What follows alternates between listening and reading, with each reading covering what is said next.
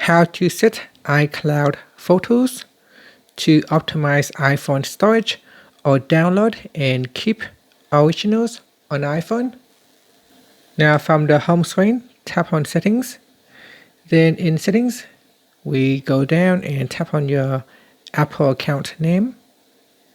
Next, tap on iCloud. In here, tap on the CO button. Then tap on iCloud Photos.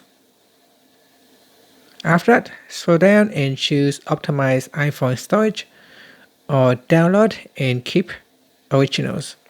Here for Optimize iPhone Storage, instead if your iPhone is low on space, full resolution photos and videos are automatically replaced with smaller device size versions.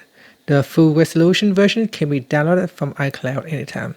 So it basically deletes any larger version of photos and videos on your phone and it will only store them on iCloud.